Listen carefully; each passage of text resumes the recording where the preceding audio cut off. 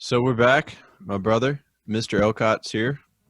Hey, Mr. Nicholas Elcott, formerly what's up? My known name's Nick Elcott. as as Nicholas, Nicholas Holland. Big DT on the mic. Is it's Holland, yes? It's Holland. And it's young, right? Yes, sir. Young DT. My B. Young DT. Whatever you want, man. Dude, I was at a gas station the other day, and my brother, we walked in, me and my brother, and this was in Arley, Alabama. And this guy came up to us and started talking to us, and he said, who is this? Pointing to me because he knew Grant. He said, is this your younger brother? And my brother looked at me and he was like, you might as well be. And then I told Miss Potter that, Sonny Potter and Corbin Potter's mom, that, and she was like, oh, you must have been stoked, And I was like, I kind of just like did this, like, whatever. But anyway, so part of the reason that we're doing this doing this podcast is to talk about some habits that we've been setting up or wanting to set up. So Nick, what have you been thinking? Just briefly thinking. Yeah, absolutely. So I did an audit of the last week from 8 to 8, and I kind of just analyzed exactly when I was waking up, when I was sleeping, what I was doing in those hour interval like time frames, and then I broke it down into what Like three areas. your hour interval. I'm interested. I'm highly interested. All right, Yeah, so what's up? your hour interval time phase. So what you're doing while you're sleeping, tracking that. Not necessarily. So while I'm awake, Mhm. what am I eating? When am I eating? Got you. When am I exercising? Okay. Between 7 and 8, exactly what did I do? Okay. And then so Okay. I took that and I broke it down and I analyzed 7 it. a.m. to 8 p.m. So these headphones. Can you repeat that one more time? Sorry, these Sure. headphones cut in. 7 a.m. to 8 p.m. Is that the interval you were looking at? I was looking at 8 a.m. to 8 p.m. And Okay. then I also tracked when I woke up and when I went to sleep. And Great. then what I did before I went to sleep and what I did when I woke up. So Okay. if I happened to wake up, which I did before those times, then I track that. And if I happen to go to sleep after those times, I can track that as well, what I did before. So I took those hourly segments and I broke them down into three areas in which I think I can improve. There are definitely more areas that I can improve, but I think when you exceed three goals, it kind of becomes overwhelming, and your mind can't really process um, all of that. I guess focus on those three things, and then your habits or whatever your goals are, they kind of go in the trash. So I stuck with three. I probably could have only done two, but I'm going to do three. I'm going to try and push myself for these 7 podcasts we got. Yeah, creating that foundation for yourself, allowing Right. yourself to understand allowing your brain to understand how to get into a rhythm of creating a habit, for example. Absolutely, man. Okay, cool. This coronavirus thing, like I had all these habits pretty down before coronavirus, but the Hmm. coronavirus just kind of threw me for a loop. I don't know what Yeah, happened, as but all of it us. just, yeah. And so I need to, before in my subconscious, these bad habits get too ingrained, I need to hit them and attack them right where they are and Pull bring them out by back the the good. weeds. Pull them out by the roots, huh? Amen, man. That's right. Cool. Yeah. So, Cool. I'll go into. So the first thing is, I believe that it's impossible to establish some good habits without a consistent wake up, go to sleep routine. So I found out that I was actually some days I was had a great routine. I'd wake up around 7 and I'd go to sleep around 9, and then What, some let me days. ask you this. Let me ask you this. Why do you think that going to bed at the same time and waking up at the same time is why is that part of the foundation, or is that, what's the building block there? Like, Absolutely. why are you Yeah. thinking about that? What I've come to realize over this audit is it threw me off track. Sometimes I would have a meeting set up for like, let's say I stayed up too late and I had a meeting One more set up. question. One more question. So you did an Okay. audit. Sorry, we're going down a hole, but so you did your audit. You did on just the space of time you were doing during the day, right?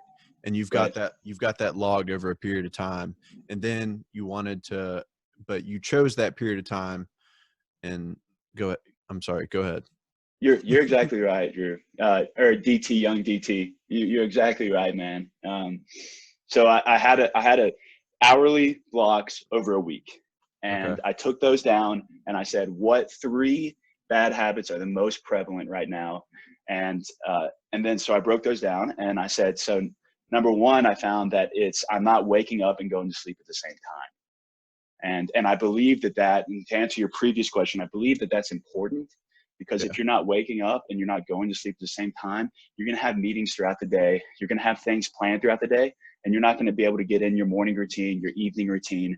You're not going to be able to get in the smoothie you drink in the morning, or the shower you take in the morning, or the shower you take at night, or the tea that you drink at night. Mm-hmm. It's just, it all gets messed up. And then once you go on a 1-day, 2-day streak of not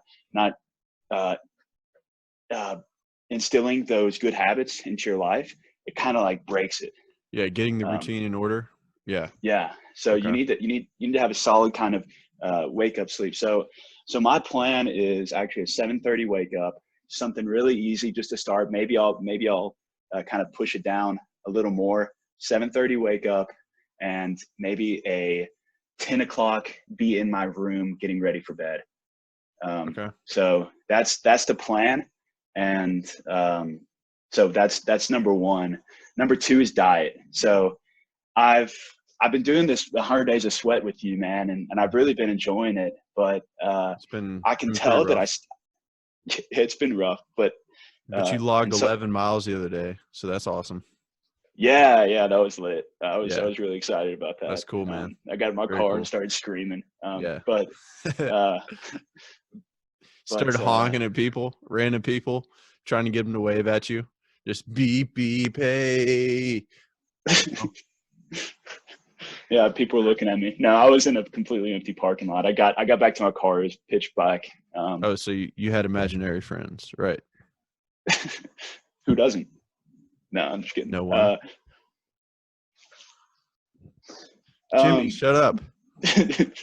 Sorry, you said that about you. No. Stop talking. So Oh, yes. so Jimmy, we were talking. be quiet. We're having a Hey, conversation here. don't listen to him, Jimmy. Don't listen to him. Yeah. Okay. Yeah, I like Thomas in the garage, you know. He's my last name, but he's also locked in the garage. I shackled him to the workbench. 100 days of sweat. But what is working out without a truly a proper diet? So I've been trying intermittent fasting recently, and while intermittent fasting is great, without waking up at the right time and going to sleep at the right time, it's really been hard to keep that intermittent fasting going. Mm-hmm. So I'm hoping that by waking up at the right time and going to sleep at the right time, I'll be able to keep that 16-hour fasted window open, so that my body can reap the numerous benefits of intermittent fasting. Sure. I thought about doing keto, but to be honest, I don't think I'm not going to talk. I don't know enough about keto to say that, but Yeah. but I'm sticking with intermittent fasting. But what do we know about anything? Nothing. Yeah, I mean, we know as much as we know, but I'm not going to get into I'm not going to get into this. I'm no dietitian. I just know what works for me and what doesn't. And the 2 things that work is keto and intermittent fasting. And what makes me happiest is intermittent fasting. So I did keto one time and I was miserable just eating meat and protein. It was just miserable. I don't know why. I mean, I would just look at bread and I'd be like, oh my gosh, yes. So, no Sour Patch Kids. Yeah. I guess you could do that intermittent fasting. You got to kind of cut that stuff out too. but it's all right to treat yourself on intermittent fasting. You can't treat yourself on keto. Got to So take your I guess medicine. so and then third, and so all of these are kind of just working off each other, 1, 2, and 3. But the third was, I think, is kind of the foundation of my mornings and my evenings, which is my morning routine and my evening routine. I want to make sure that I get my morning routine in, so I have found something to like build on throughout the day, and then I have something to close on at the end of the day.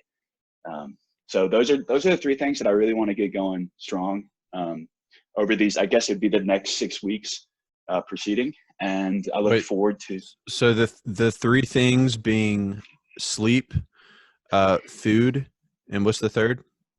So it would be my sleep schedule, my diet regimen, okay, and making sure that I'm completing my morning routine in the morning. Okay. And I'm completing my evening routine in the evening. Okay, so your routine set up for the morning and the evening. Gotcha. It's like the bun on the bottom and the bun on the top. Yeah, you know, nice if you got a hamburger at a restaurant but they forgot the top bun, you know, it's not. Where's the lettuce? Yeah, you know? It's like if they're gonna forget the top bun, they're gonna forget the lettuce and the tomato and the onion. And the onion doesn't have a chance. Are you gonna go back to that restaurant? Absolutely not. And no, why? Who forgets a bun at a burger joint? They're gonna forget the ketchup and the mustard, and the ketchup is a must, right? I'm a mustard guy, to be honest. I'm both. Put it all on there. Put it all on there, dude. All the way guy, huh? All of it. All of it. Dude, last night I had this. I watched Harry Potter 5 last night, and I just got done reading Harry Potter 5, the book. That's awesome, dude. It was 1,000 pages, and I watched the movie, and it just like my brain was saying the movie was too fast. It was moving past a lot of parts that I was intimately falling in love with from a just a behavioral standpoint, just understanding the story more. But I watched this movie last night, and I didn't have dinner, and I cooked up some tater tots, and when I opened the bag, the tater tots were in the freezer. So the bag is and it's been in there. They've been in there a long time. But when I opened up this bag, it was kind of like freezer burnt. The bag was, and when I opened it up, they just spilled everywhere. They went everywhere. And I was like, dude, I could overeat right now. Like I could just pile all these on here or put them back in the bag, and I put them all on the tray.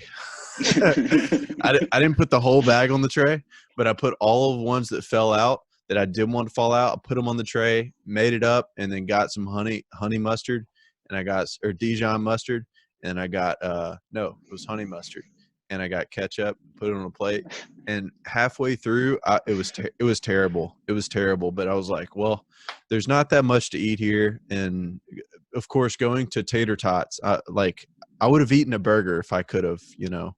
But anyway, I actually bought tater tots the other day. That's kind of funny. Dude, tater tots are fire, dude. You pour salt on those guys, dude. Salt is salt's good for you too. Salt's freaking good for you too. Yeah, extra crispy. I took them out of the oven a little early. I thought that the not as much crunch would have been better, but it definitely, yeah, it's the golden crisp. You know? You got to get that right. Yeah. And the inside can be a little bit mushy, but I didn't quite get the golden crisp, and it was a little bit mushy. A little bit of a disappointment, yes, but yeah, I haven't even eaten today actually. I kind of forgot, but anyway, so continue with so your keto, intermittent fasting. Yeah, just to wrap up my intermittent fasting, my plan is a 12 to 8. So I can only eat between noon and 8, which really isn't that bad, to be honest. And if I can push that to 2 to 8, that's great. But just the goal is noon to 8 on that. And morning routine, next podcast, I'll kind of dive into deeper what my morning and evening routine looks like. But I wanted to transition over to you, Drew, and talk a little bit about your habits, how they're going, and what you're thinking about doing habit-wise. All right. So the most profound thing I've been doing that has helped my day tremendously is so first thing I'll do is wake up and meditate for 15 minutes. And actually my dad caught me, or it's not like catching me or anything, but the other day it was actually yesterday. I was sitting on this bed right here, and I was like up against the wall, and just like I had my eyes closed, and I was doing a Vipassana meditation. So just focusing on my breath, bringing it back to my breath, bringing it back to my breath. Thoughts come, bring it back to the breath. Anyway, my dad caught me doing this, and it's like 8:15 in the morning, and he says, "What are you doing? Some Buddha Sutra shit?" I was like, I did Sounds like this. Joe. All I did was this. Yeah.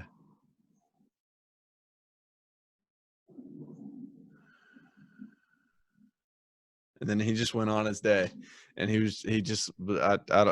I don't know what you try to like think like, okay, this would be good for him. Maybe I should tell him. And then like all those thoughts started coming, and it was just like, no. But anyway, the meditations in the morning have been going well. I guess I'll kind of just go through like a daily regimen of what I'm gunning for. I've got them written here. So in bed by 9:30. It's been like in bed by like 10:30, 11:30.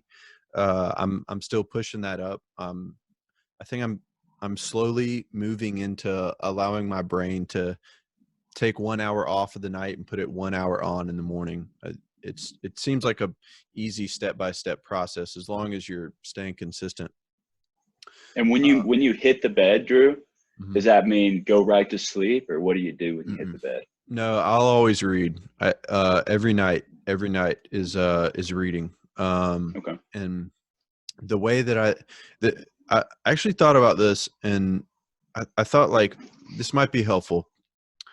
When I begin to read, I allow my eyes to get droopy. So like if my eyes are beginning to, kind of sag a little bit, and I'll just keep doing that, and then I'll let them continue to do that until I close my eyes.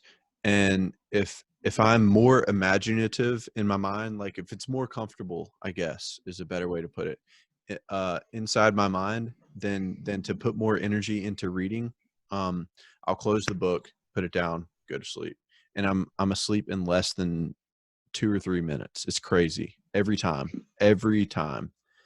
I'm generally really good about no blue light at night too. So that's been the nightly routine for about 6 months now. But how would you define blue I light, only Drew? attribute it to Harry Potter. It's the only way. Huh? How would you define blue light? Anything with a screen, anything. Okay. I mean, Kindle maybe not, but anything with a screen. Okay. All right, so that's the bed by 9:30 goal, and then these total body workouts have been kicking my butt. So my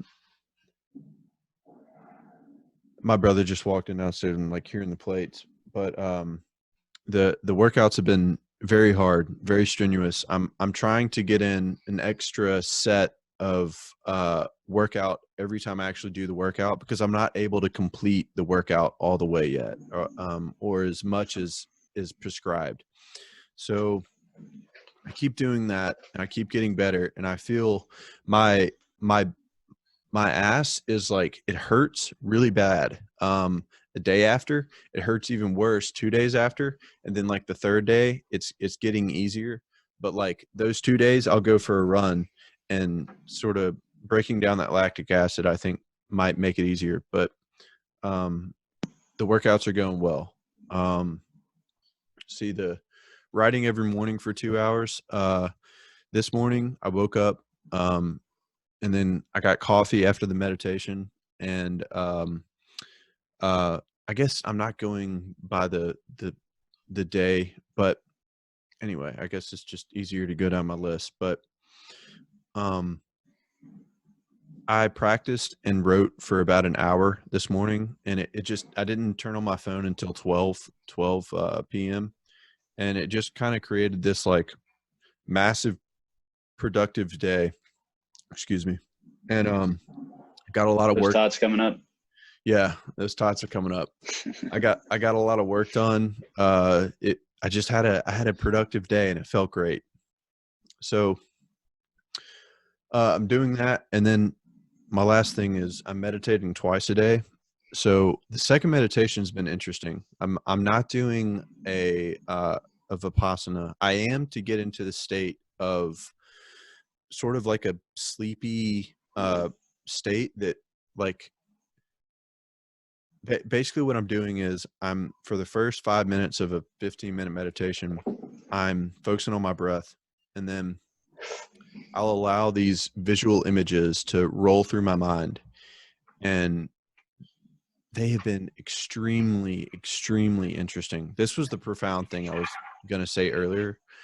This has been one of the most interesting things for creating things inside my head, but it's been very interesting to see all the different images that are coming and going inside my mind. I can't really put like an image into words. It's nothing of this world. It's not like I'm imaging like a squirrel or a bird or a tree or anything like that. It's more extremely abstract, and I'm thinking about beginning to paint these things, try to put them somewhere.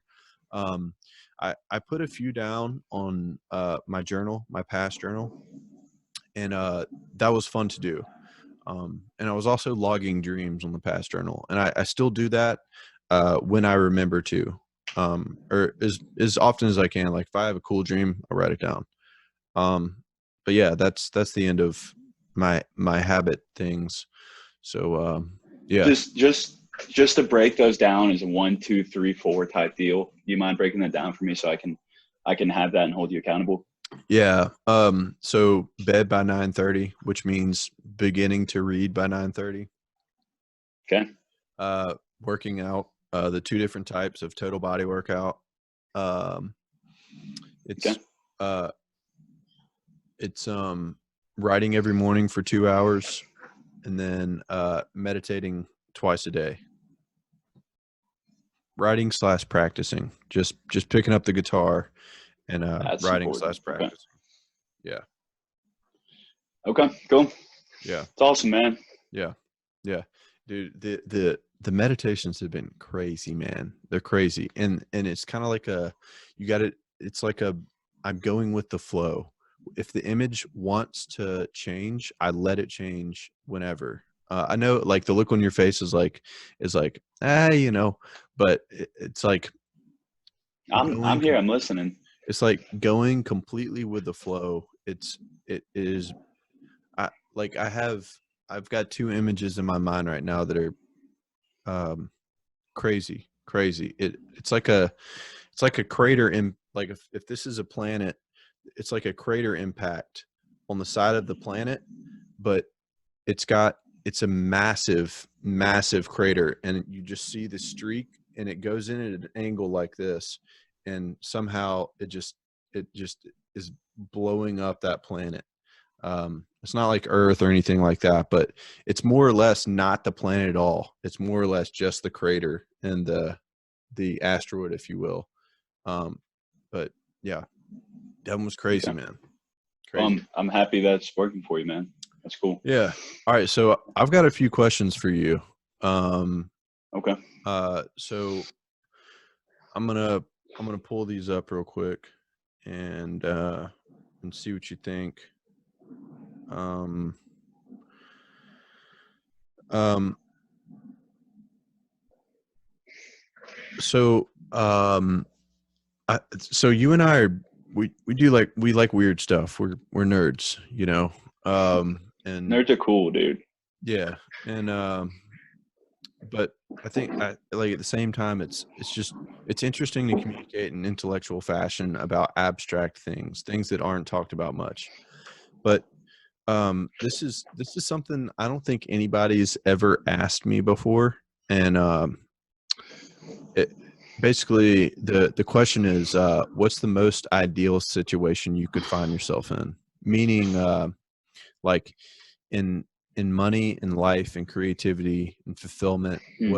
what's the ideal living situation you could find yourself in? Just because I'm curious, I think within myself, but also within you. I guess it was an effective way to ask, maybe find an answer. Yeah, ideally, I've had this kind of dream for a while, but let me paint you a little picture with my words and where I'd like to reside for a Paint me, baby. second. Paint me up Uh, on the canvas. we got a log house, great view in the middle of kind of like a rolling mountain range. There's a body of water. It could be a lake or it could be a flowing stream. Um, Not necessarily a river. Lake or stream is kind of my jam. Alpine Lake or something. We got a front porch on there, screened in.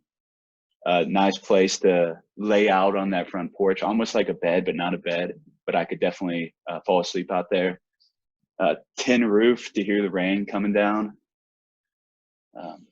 And a family, maybe 3 kids, great wife, resting next to me, kids at the bottom of that bed. That'd be ideal. I guess area wise, life, career wise, I'd like to be making an impact for a lot of people, but I'd like to be doing that remotely. I'd like to I think I'm very good at delegation and strategy. And I think that I could do a lot of good from my house with the current technologies that we have. And of course, I'd like to go out there and see it firsthand, make sure everything's also all the T's are crossed and all the I's are dotted. But yeah, and then relationships. I would love to, have people out there, family, friends, and just spend some time where there's no cell service and there's just good conversations and fires and Yeah. that would be ideal. And ideally, I'd like to find inner peace. At the same time, I know that's tough to do sometimes, but it's a lifelong pursuit. And ideally, I'd like to have that as well. Sure. Some peace and quiet in the mountains somewhere with good people around you, doing something remotely. Whether that be writing or podcasting or whatever it may be. Okay, cool. Right on. It doesn't even have to be that. It could be a business. It could be a nonprofit. Mm-hmm. It could be a grassroots organization. Who knows? But Gotcha. yeah. Seems like it seems like a completely doable thing you're talking about. And it's weird, man. I mean, because that is literally a dream you had, and people always want to downplay your dreams. People always want to tell you it's not going to work out, man. And it's like that projection of telling someone it's not going to work out makes them feel better because they want you to feel bad just like they do. Someone that doesn't have a dream, something like that. I truly believe it's I truly cliche, believe all it'll of happen, this. man. Yeah, it will. It's like like what you believe is what you perceive, and that's just the way of life. That's how the water flows, man. Like erosion. Think about erosion. Do you think you could ever knock off like the Grand Canyon thing if you had just any amount of time ever? Something like the Grand Canyon started with a stream, had to have started with a stream, and it just grew into this crazy awesome, just massive, huge canyon. Just this huge, the biggest canyon in the world. Just a lovely place, beautiful. And it's just like little by little, step by step, little by little, keep going. The little engine could is a children's story that I go back to in my mind sometimes. Hmm. What about it? I picture like him at the very top of the hill where it's where the where the mountain is just, so it starts off like this, right? And then it gets just steeper and steeper and steeper the more he goes. But he's about to bottom out. He's about to get to the top. He's about to get to the plateau, but he doesn't know it. So he's just going steeper and steeper and steeper. And right here, he just says to himself, the little engine could, the little engine could, the little engine could, just where it's the hardest.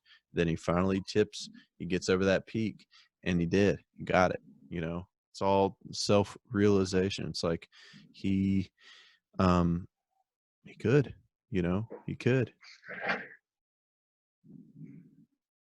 That's Thinking awesome. back on it, that's probably the most powerful like children's book I've ever read. There's so many hidden messages in all these, like Pinocchio. There's so many hidden messages in all these children books. Dude, reading books and looking at it from like the hero's perspective, like the hero's journey perspective, God, it's like I'm practicing it. I'm not even I don't need to read a self-help book. It's it's a part of the it's a part of the it's a part of okay, first you have to understand how a story works really well. In the beginning there's no trouble, and then issue occurs, that issue creates a lot of tension, and then that elasticity pulls back, and this person is just blasted off, and you know, blasted off towards his future, towards success, towards happiness, whatever. And it's like those are the best stories, and Star Wars is a prime example, like Luke Skywalker being a loser desert farmer, and he just meets this guy, and the guy tells him, "Hey, you got some powers, bro." And then he meets Darth Vader, and then that's the, you know, that's the tension. And you don't that does it doesn't release for two more movies, you know. And then once he defeats Darth Vader, he launches himself ahead. And you know, I mean, the way they portray Luke Skywalker in the new Disney movies, but I mean, you know, before that, it's good. Agreed. I love the hero journey as well, man. Yeah. Cool. I got a question for you. Uh, I was really curious about, you're moving to Athens pretty soon. Yeah. Why are you going to Athens, and what are you doing to prepare to go there? Preparedness is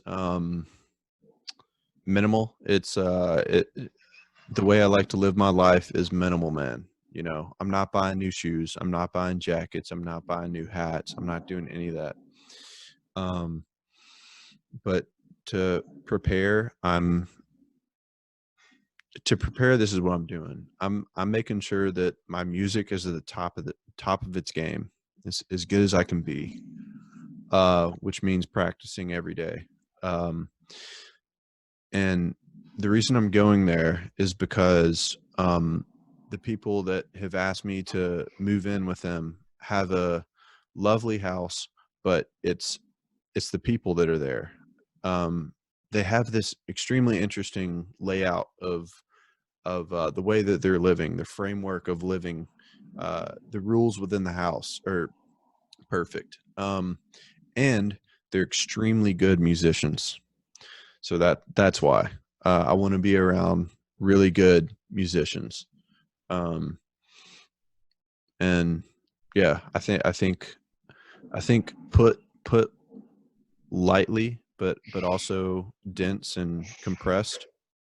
I'm moving there because I want to be around people like this, and I want to make better music. Cool. What does the word music mean to you?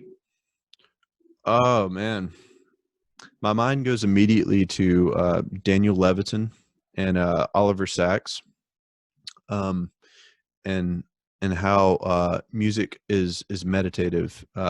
Music is it heals, and it's interesting to read those books and try and go back and think about them right now inside my mind. But um, man, it's like it's a language.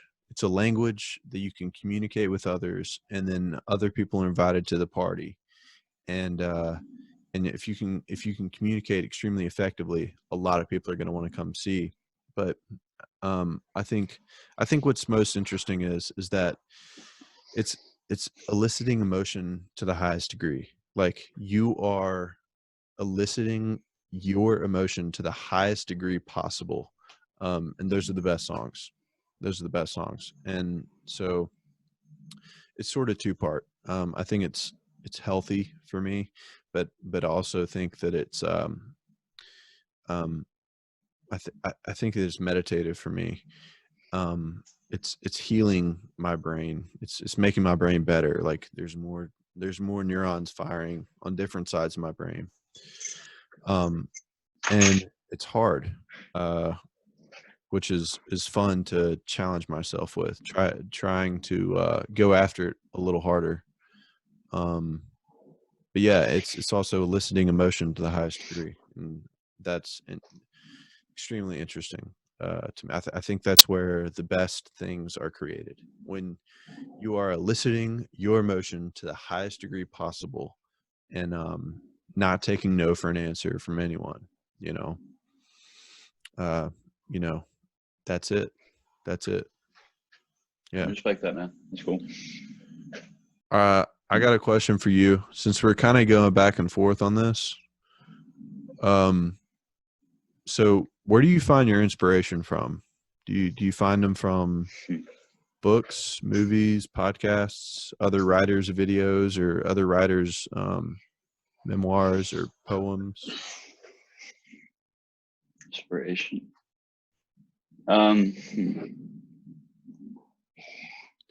Books, movies, podcasts.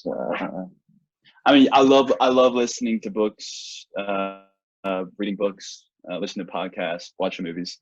Mm-hmm. But I think inspiration itself is highly sporadic. I think that for one to seek inspiration in order to do something is a false motive. I think the question that I maybe should be asked, because I remember one of the reasons you wanted to move to Fort Collins is because the huge mountains were right next to you, and that's where you're going to find inspiration. I'm curious as to how you've maneuvered from that mindset to now the mindset of understanding the inspiration can be found anywhere, is essentially what you're saying. Well, I don't think that was the reason I moved to Colorado at all. I think that was like a maybe a little tidbit. I love the mountains. I moved to Colorado because it's been on my heart for a long time, and I can't ignore something that presses on my heart for that long. Yeah. But to go back to the question, inspirations, yeah, it's really sporadic, and it brings me back to my favorite book, The War of Art, Stephen Pressfield. This Mm-hmm. question, and I'm gonna butcher this quote, but it's something like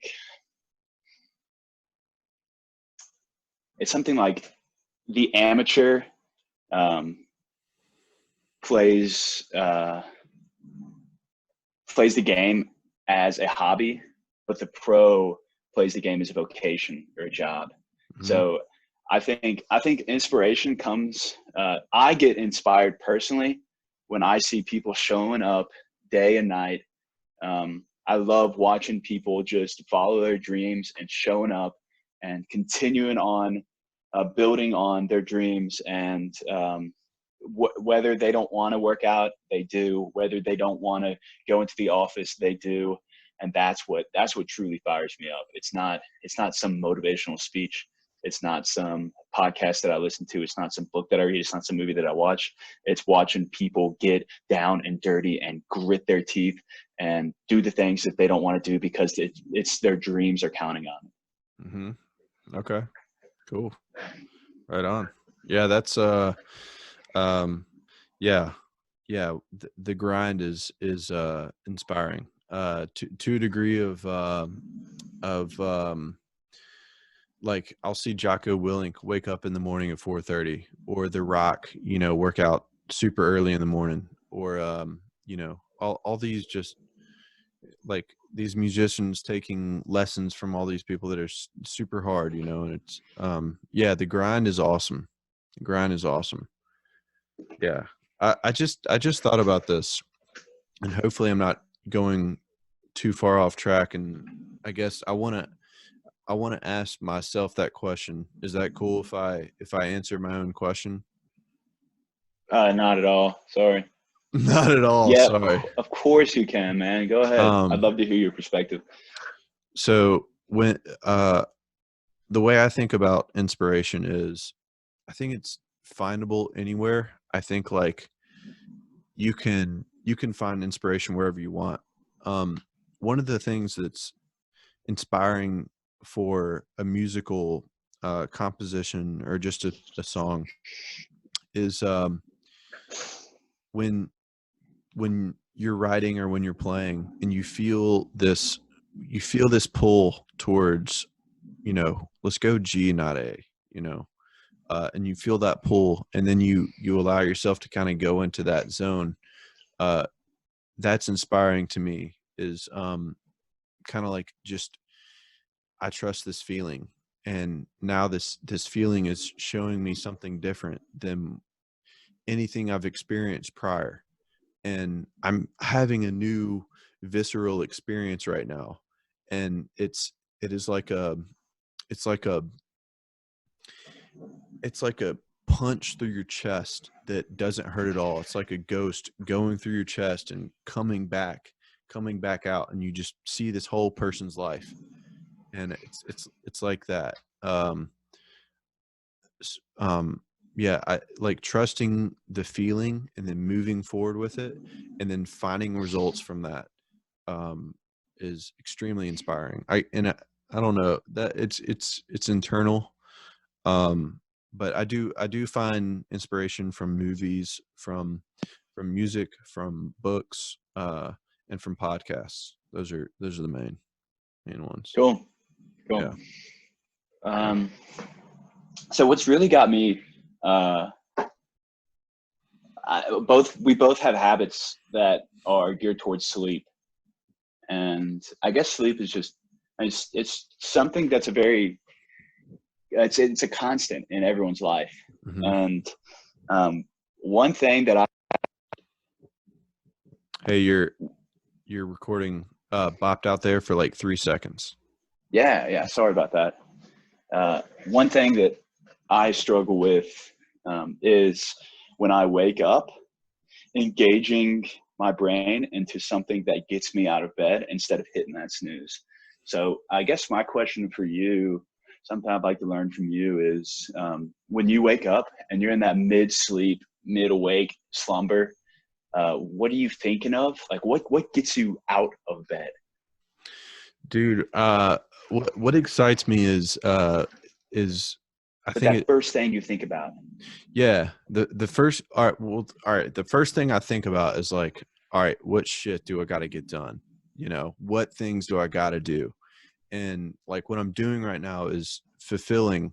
So I'm I'm excited about the day because like the sun is out, and it's sometimes as simple as that. And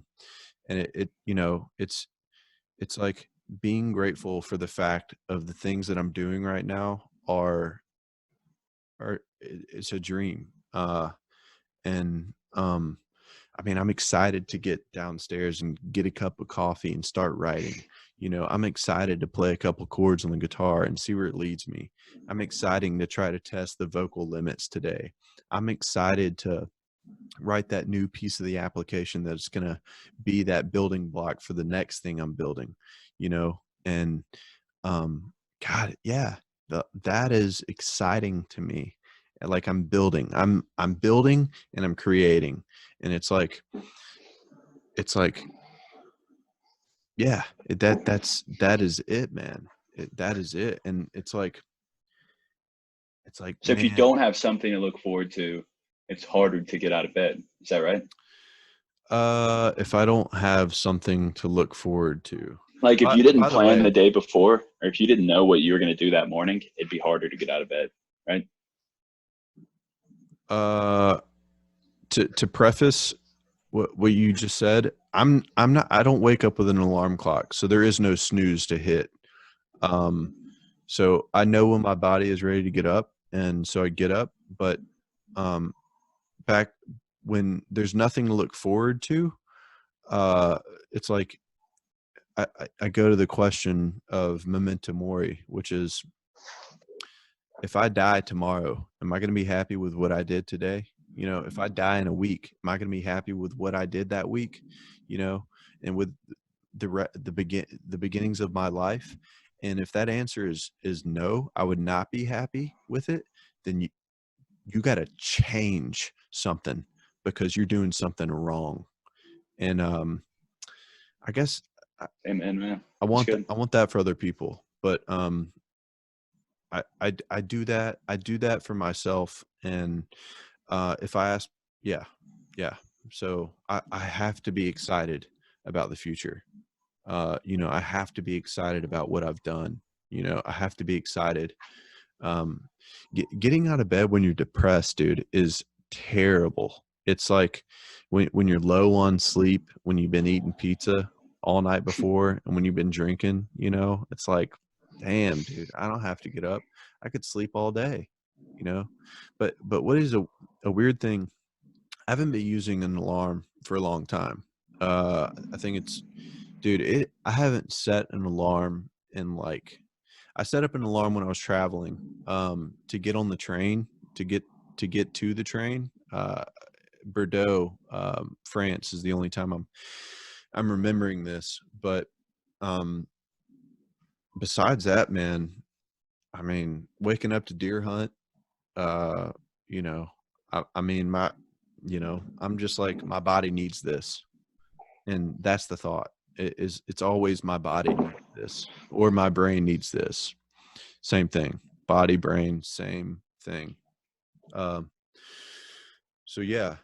Um, I yeah, I don't even, I feel like an alarm is a cop out to it's just like, I should have gone to sleep earlier. So why don't you go to sleep earlier? That's all, you know. But if I'm behind on sleep a little bit, just like taking a nap during the middle of the day, that's good. Uh, um, all right, I've got a question for you. So, uh,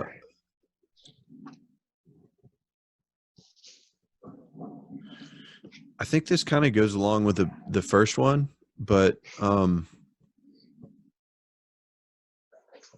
what do you think is the most yeah, it goes along with the first one, doesn't it? Um, I'm gonna go to the next one. So, Dude, just ask your question. It's fine. what's your vice, and how would you like to get rid of it?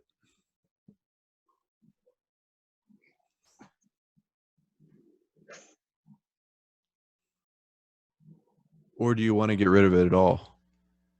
Is it something that you enjoy and you're grateful in the moment that you have it?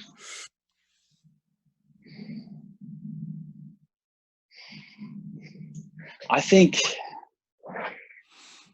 something that I've been thinking on recently is I can be really hard on myself. Um, I said it last podcast. I'll say it again. I haven't had a girlfriend in years. I deny myself love from other people and from myself. I can be so hard on myself. It's like, you didn't wake up on time today. Who's gonna like you? I don't know. It's just I just get so tough on myself that about little things that I deny myself love. Everyone deserves love, and everyone especially deserves it from themselves. Yeah, But for sure. I think recently I've been denying myself that love, and um, I'm trying to find a way to work around that, and love myself more. Um, but I'd say that's my biggest vice right now is just um, not being so tough on myself for times where I procrastinate, or times where I'm sloth, or times where um, eat stuff I shouldn't, or do things that I shouldn't, or think things about people that I shouldn't, or But saying like, things that I don't mean. It's just so when you say your vice is not being so hard on yourself, are you submitting it's more of my thoughts? vice. No, it's more of my vices, not allowing um, myself to love myself as much as I should, and not allowing other people's love in my life. If that makes Hmm. sense. Just blocking things out, and if that makes sense. Yeah, it makes sense. So, like loving yourself enough to, because like when you love yourself, people see that you love yourself, and then they want to be a part of that, Yeah, and yeah, I get that. like right now, I'm thinking about I'm I've got this beam on my heart that I want to send to Nick's heart. Like I'm looking at your heart right now, and I want to just send you that right now. Yeah. I mean, I guess whenever I feel anxious or something like that in a social conversation that there's normally a one-on-one, always do that. Always take a deep breath and then think about that. That's not like the key or the answer or anything like that, but I mean, Yeah, it's something that over time I'm getting better at, and it stemmed from back in my college days, just being the I shouldn't talk bad. I was not who I loved. I was not the person I am today, and I still see myself as the person that I was. And it's just oh hard for me to yeah. accept the new me, Hmm. if that makes sense. Yeah. So I know I'm redeemed by Christ, and I'm who Christ says I am. It's just sometimes it's tough for me to uh, internalize that on my own. Um, Like um so do you I do this thing where it's like I'll man, I don't know, it's kind of weird, but like remember when me telling you about that you wake up and you look at yourself in the mirror and you flex and it's just like, "Oh yeah." It's kind of like that, but like it's like I look deep into my soul. Like I look in the mirror and I'll just look into my eyes and just like remember all the things I've gone through because I feel like I'm looking at my soul within myself, and then I'll conceptualize like, God, dude, you, you're a great person. I don't know, that's egotistical and maybe narcissistic too, but I mean, it's true. I feel it's it's like important. sometimes, man, I don't even look myself in the eyes in the mirror, and it's Yeah, weird. yeah. It's weird. I don't know why. Sometimes I think about like what does my face look like? Hmm. You ever done that? And it's just like I don't know if I could draw a picture of my own face. Yeah. Um, Yeah, I have done that. And like I'd be scared to look in the mirror. I'd be scared to like I had fear. It was like this fear of looking in the mirror and being like, I know him, because I was scared of who I actually was at that time. I wasn't the person I wanted to be at that time, and it just didn't feel. There was this disconnect of who I wanted to be and who I am. Um, and looking in the mirror, it's like looking at you across the table, and uh, it's like I want to be hanging out with somebody that's loving and careful and fun to be around, and just like, you know, is compassionate and empathic to my feelings and knows my feelings, and I want to just share love, and yeah. I feel like I give so much love out, but for me to my vice is actually receiving the love back. You know, My mind, yeah, my mind goes to this quote that I heard one time, and it's like, you communicate with yourself all the time, so why not be your own best friend? You know, It's like you are your best friend. You've got all, it's like there's so much chatter inside your mind, but it's like, I'm sorry I'm harping on meditation so much, but it is so effective for me to take a step back from the thoughts that are coming through. And it's like, those are not me. I'm this objective being that's looking at these thoughts coming through. And if I'm being pelted with these thoughts, just like, oh my God, how am I getting so jacked right now? It's probably because my sleep is bad or my food is bad or I'm not exercising. Those three. Um, and always getting those back in check. Like right now, I'm feeling great. But I mean, it's always that this is the lovely piece of it. Your body's always trying to get back to equilibrium, always trying to get back to homeostasis.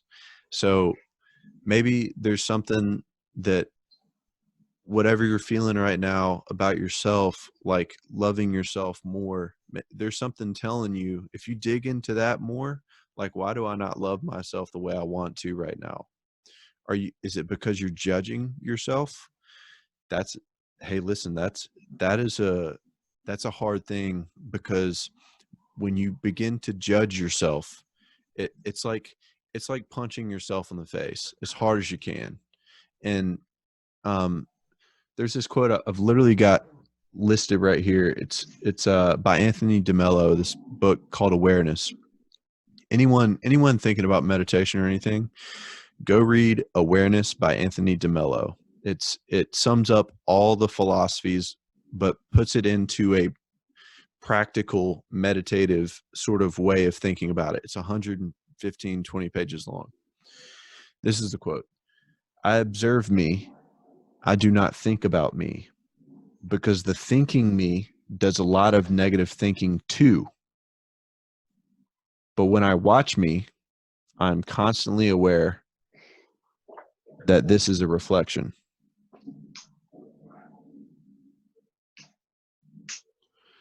Isn't that interesting? It's like when to sum up, it's like when you think about yourself, you're also judging yourself at the same time. And when you judge yourself at the same time, that turn of like, oh, I'm aware of that thought's there, and now I'm going to judge the fact that I'm thinking that thought, where in reality it's like taking a step back from all of that and then seeing that you want to judge that thought for coming up inside your mind. And then it then turns into this objective experience of I'm not any of these things. Yeah, I get what you're saying. I think it's less about judging my thoughts and more about placing lower expectations on myself. I should have high hopes for myself and no expectations, but instead I place unrealistic expectations on my performance and my values. And if I don't meet my core values and the performance standards that I've set for myself, I get really hard on myself. All right, so that's normal. Yeah. Though. That's normal. That if you have these core values that you're not meeting, it's normal to feel bad about that. So it's Yeah. not an Yeah. issue. Yeah, I get that. But yeah. it's like creating those core values, is Yeah. kind of what you're talking about in like terms of trying to assess. My core values aren't everything that I'm good at. I created my core values for things that I'm not as good at so that I can get better. And I created those about a year and a half ago, like true core values for myself. And it has been a struggle to get my life to actually beam those values. But day by day, just like you were saying about the little engine that could, day by day, it's a process. And I fail here, and then I'm aware that I failed, and then I keep going and I keep pushing up that hill too. And I'm just 25. You know, I mean, I've got so much time to Young, work on this stuff, and I young dude. work on within, and for me to be working on within at 25, as one of my mentors said, is a really good thing to be doing. So Yeah. um, I'm aware that I deserve more love for myself, and I deserve to allow love from other people to come in. And it's not like I don't let any of that in, and I don't ever like let any love into myself, but I know that my vice is that I could be allowing more. I could be allowing the other people's gifts and not just give myself. So, yeah. Okay. All right, let's transition, man. It's getting too heavy on me. Let me transfer it to me, because I have this thing that I'm having an issue with. Okay, sure. And I think it comes from the fact that I'm aware of the thoughts that are coming, and I'm automatically judging those thoughts. But it's in certain situations. For example, I'll go to my parents' lake house, and they have these friends next door that when they come over, my pops carries on this new persona, that is him, but then I begin to judge myself based off of what I'm thinking about this whole situation. And it then turns into like, I just want to go away. I don't want to hang out. And I think the bottom line is, it's like, I love the people next door. Like, they're good people, and I know that. But Drew Thomas does not want to hang out, and I'm not going to feel bad about it. That's it. That's simply it. And it's unfair of me to create a mental model about what I think the framework of the conversation is going to become inside that group, but it's not the framework that I want to be in or have enter this. And I feel bad about it because they want me to hang out, but like it's like, I don't really want to hang out. It's just like, I would rather listen to a podcast and play guitar. You good over there? My little tray right here just popped out of its wheels. For me, what you're saying is that was probably looked really interesting. Yeah. Yeah. For Super for loud. me, yeah. For me, what you're saying, a lot of it just comes back to um, this quote that I remember on my road trip. It's not about what you have, where you are, or who you're with, but how you perceive what you have, where you are, and who you're with, and that determines reality itself. So and I know you probably know this already, but if you were to perceive it as everyone just having fun, and instead of, I don't know what your thoughts are, but maybe My maybe thoughts it'd are be my thoughts are I don't want to hang out. because of what? Because of the conversations that are occurring inside the room. I just don't want to add anything to it. It feels like a waste of my time. Don't you think you could add value to those people though? Yeah, I could, but it's like they're old, man. I mean, it's not like, I know a lot of old people that are very receptive to information, yeah, yeah. but I know a lot of people, young people, that are not. I know more young people that are not, but definitely more young people that are not. But like, I think the reason I have this conflict, these conflicting feelings, is because I know they want me to hang out, and I want to please them, but I know that me myself, I know how the situation is going to occur, so I would rather just not take part and just release that and spend my time in a more effective way. That doesn't mean I'm never hanging out. It just means like, uh every night when we share dinner. I'm not wanting to hang out all the time, you know. Mhm. I think it's I could. I think basically it's bottom line is it's like it's normal. You do you. That's it. Yeah. Okay. Yeah, man. Well, man, I think this was a really good conversation, man. I really enjoyed this one. Yeah, me too. We got a little deeper than I wanted to, but that's good sometimes, you know. Yeah, It's good to get some of that stuff out. for sure. So um, I think that's kind of one of the points of this talk was to reinstill some habits, but another point of this was to get I guess some of that stuff out that we like to keep locked away. Hmm. So For sure. That's what yeah, conversation is, you know, just expressing ideas. yeah, man. And I really enjoyed it too, man. I like doing this. I think that this is gonna be cool. Just they're gonna be cool.